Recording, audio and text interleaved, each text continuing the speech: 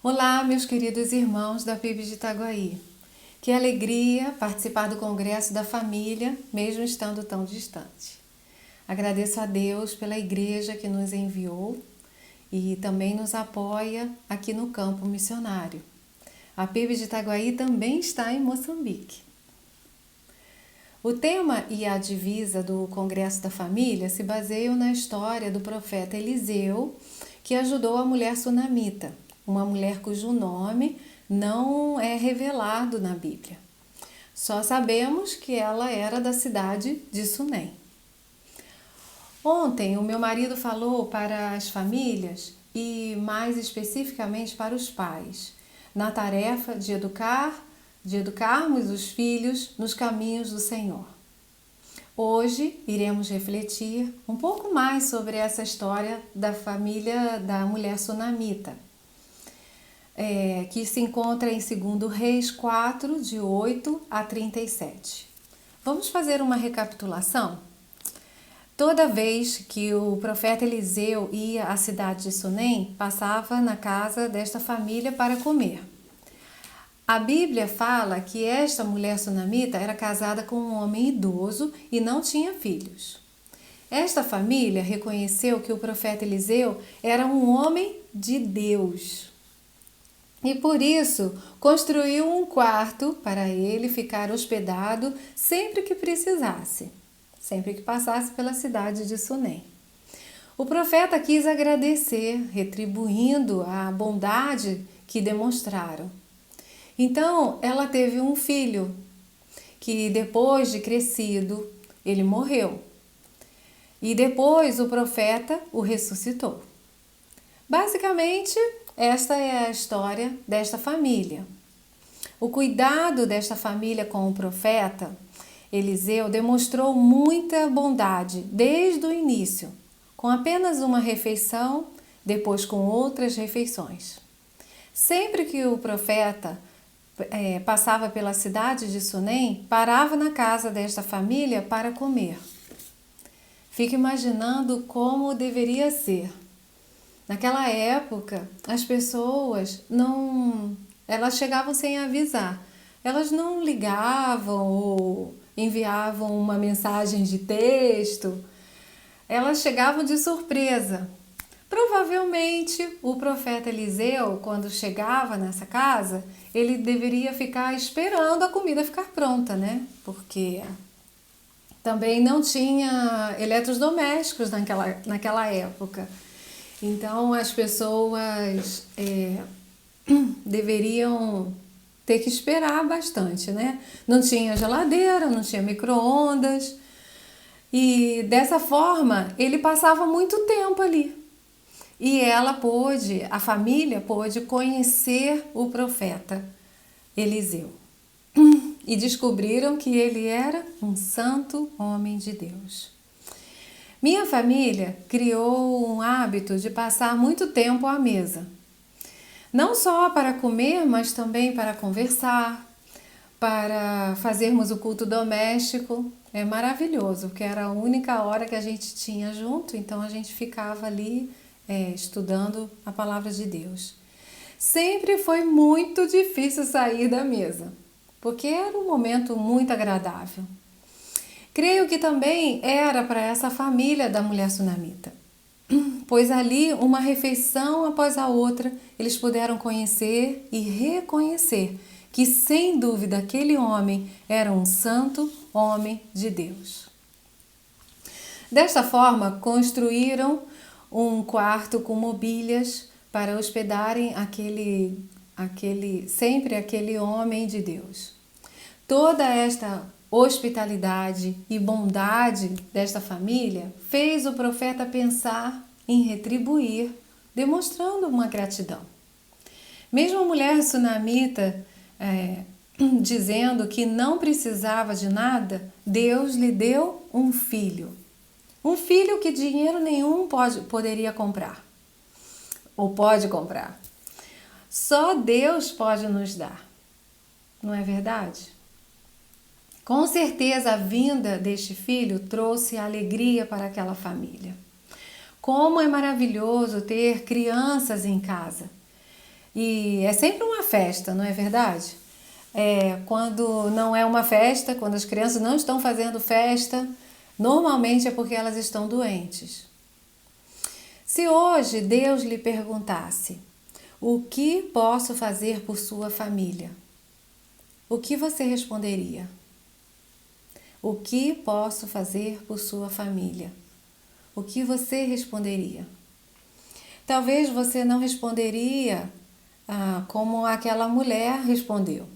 Ou talvez você diria ao profeta: espere um pouquinho que eu vou fazer uma listinha de todas as coisas que eu estou precisando. Algumas pessoas podem fazer isso, né? A resposta da mulher sunamita foi muito interessante. Minha família cuida de mim. Parece que o cuidado e a bondade eram características daquela família. Eles não eram bondosos apenas com as visitas, mas entre eles também. Minha família cuida bem de mim. Na continuação do texto de 2 Reis 4, a história continua. A mulher teve um filho que veio a falecer. Este filho não era tão bebê quando morreu, pois já havia crescido um pouco. No versículo 18 diz que ele estava no campo quando ele sentiu muita dor de cabeça. Estava no campo com o pai e os ceifeiros. Então ele não era um bebê. E ele também já falava, porque ele gritou dizendo que estava com dor de cabeça. Mas o menino também não era tão crescido, porque a mãe o segurou no colo. E ela ficou ali no colo com aquela criança. O que será que esta mãe ficou pensando enquanto o menino estava morrendo? Quantas coisas não deve ter passado na sua cabeça? Talvez ela já estivesse planejando o que ia falar com o profeta Eliseu. Talvez ela já estivesse pensando nas 2 perguntas que ela fez quando chegou aos pés do profeta. No versículo 28, que diz assim: acaso eu lhe pedi um filho, meu senhor? Não lhe disse que não me desse falsas esperanças? Foi quando ela fez essas perguntas que o profeta entendeu o que estava acontecendo. Foi neste momento que ela entendeu por que ela estava profundamente angustiada. Sua tristeza era por ter perdido seu único filho. Ela não pediu ao profeta para que lhe desse um filho. Mas ela, agora que o filho havia morrido, ela sabia que esse mesmo profeta poderia não só consolar o coração dela, mas ele poderia tornar as coisas bem outra vez. Esta semana eu ouvi uma experiência de uma amiga que perdeu uma filha há 22 anos atrás. Eu fiquei admirada com a palavra dela de que a soberania de Deus fez toda a diferença na vida dela. Porque passar por esse momento sem entender que o nosso Deus é soberano realmente deve ser um sofrimento terrível. Então, saber e conhecer a soberania do Senhor transforma a nossa profunda angústia em algo mais tranquilo, em uma paz que só o Senhor pode trazer ao coração daquele que está aflito. Quando alguém da família está doente, procuramos fazer todo o possível para que seja curado. Não medimos esforços, levamos ao médico, compramos os medicamentos, acordamos de madrugada para dar os medicamentos, ficamos alerta e todo o cuidado necessário nós estamos ali para fazer. Nossa vida gira em torno daquela situação, pois queremos nada menos que a cura. Oramos, jejuamos, clamamos ao Senhor E até colocamos o nosso pedido no grupo de oração, no grupo da igreja, não é verdade? Lutamos para salvar da morte aquele que nós amamos. E agora eu quero fazer uma pergunta para os irmãos. Será que fazemos o mesmo quando um familiar está doente espiritualmente? O que fazemos quando um filho, um pai, uma mãe, quando um irmão, um parente próximo está caminhando para o inferno? O que nós fazemos? Nós lutamos ou nós nos conformamos pensando que devemos respeitar a sua escolha? Lutamos ou nos conformamos pensando que devemos respeitar a sua escolha? Conhecemos muitas histórias de pessoas que foram criadas na igreja, mas que estão afastadas do Evangelho. Conhecemos muitas famílias que ainda falta alguém para se converter ao Senhor Jesus Cristo. Conhecemos muitos pais que choram pela incredulidade dos seus filhos. Precisamos lutar da mesma forma que lutamos quando alguém está enfermo. Precisamos lutar por alguém que está caminhando para o inferno. Precisamos trabalhar dia e noite para que a salvação chegue à nossa família, chegue à nossa casa. Não podemos nos conformar ao ver as pessoas que amamos indo para o inferno. Se tivermos consciência do que é a morte eterna, não viveremos indiferentes aos perdidos. Também devemos cumprir o ID de Jesus dentro da nossa casa. Também devemos cumprir o ID de Jesus dentro da nossa casa. Não vamos desistir da nossa família, da nossa família ser salva por Cristo Jesus. Não vamos desistir da nossa família ser salva por Cristo Jesus. Vamos lutar pela salvação dos nossos filhos. Uma luta que é espiritual. Não é a mesma luta de levar ao médico, de comprar os medicamentos, de pedir ajuda para as pessoas, de às vezes fazer até empréstimo para ajudar na cura daquela pessoa que nós amamos. Na cura física. Mas a gente vai lutar espiritualmente para que os nossos queridos sejam salvos. Lutar orando, pedindo ao Senhor, intercedendo ao Senhor, clamando ao Senhor pela salvação daquelas pessoas que nós tanto amamos, que estão dentro da nossa casa. Em Atos 16, 31 a 34, diz assim: Eles responderam: Creia no Senhor Jesus e você e a sua família serão salvos. Então pregaram a palavra do Senhor a ele e a toda a sua família. Mesmo sendo tarde da noite, o carcereiro cuidou deles e lavou as suas feridas. Em seguida, ele e todos os seus foram batizados. Depois levou-os para a sua casa e lhes serviu uma refeição. E ele e toda a sua família se alegraram porque creram no Senhor. Ele, o carcereiro, e toda a sua família se alegraram porque creram em Deus, porque creram no Senhor. Irmãos, quando nós cremos no Senhor, a gente, logo no início, quando a gente se converte, o que a gente mais quer é falar do amor de Deus para as pessoas.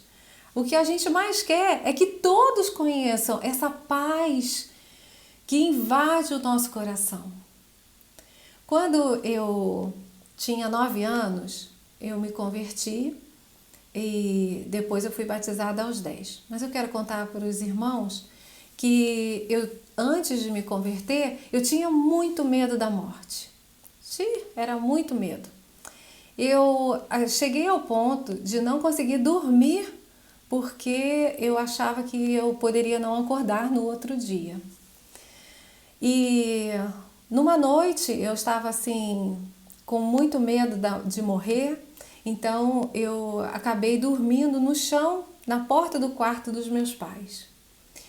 E o meu pai, quando abriu a porta, que ele viu que eu estava ali deitada, ele me perguntou o que estava acontecendo.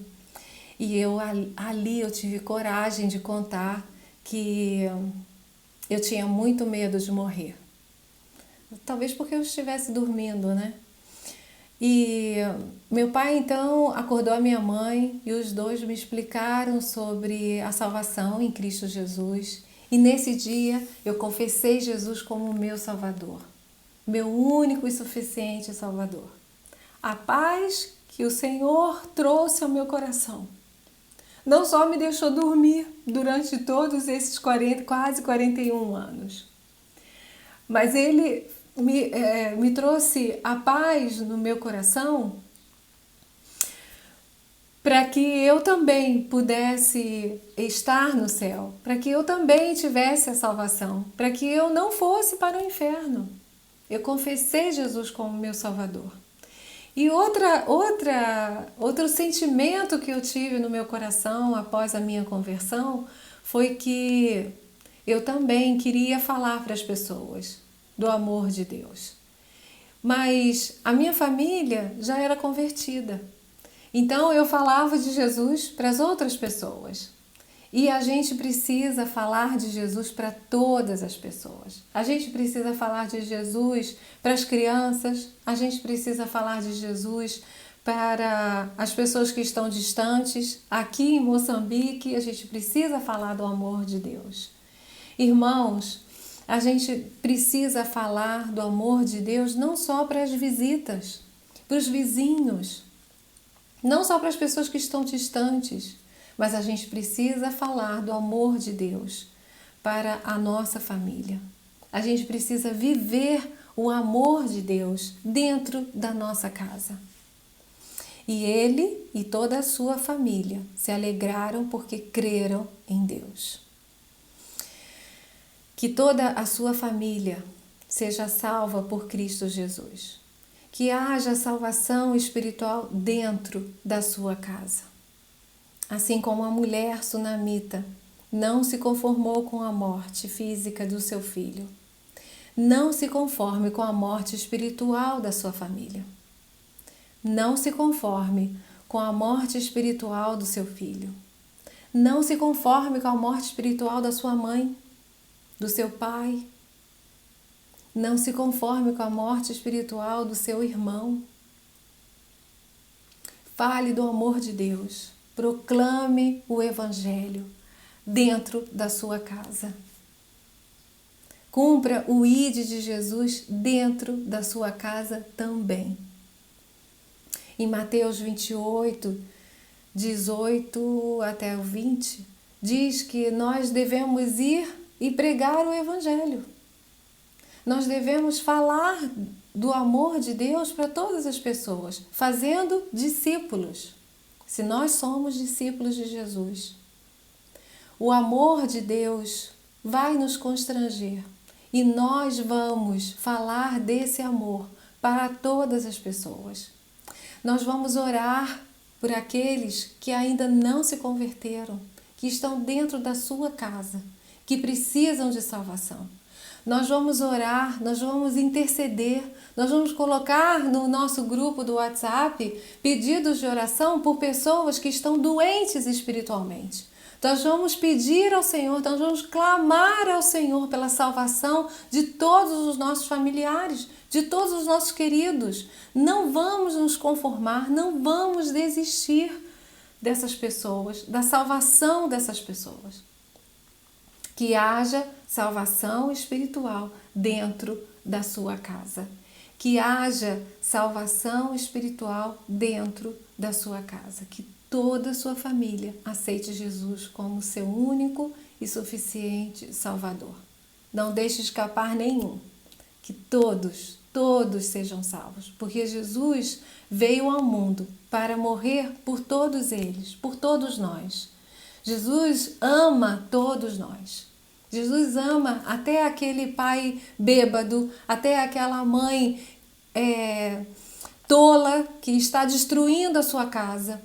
Deus ama cada um de nós, ama aquele filho que está se prostituindo. Ele ama essas pessoas e essas pessoas precisam do amor de Deus. Eles precisam da salvação que só Jesus pode dar. Muitas religiões podem pregar que fazendo boas obras, que fazendo vários rituais religiosos, eles serão salvos. Mas eles não garantem o céu. Eles não garantem o céu. O meu Jesus garante. O nosso Jesus garante. O nosso Jesus que morreu na cruz e ressuscitou e hoje quer habitar, ele quer transformar a sua vida, ele quer transformar a vida do seu filho, ele quer transformar a vida do seu pai, quer transformar a vida da sua mãe, ele quer transformar a vida dos seus irmãos, ele quer transformar a vida da sua família. Que haja salvação dentro da sua casa. Salvação espiritual. Salvação para que toda a sua família possa ter vida eterna e não morte eterna. Que toda a sua família seja salva por Cristo Jesus. Amém.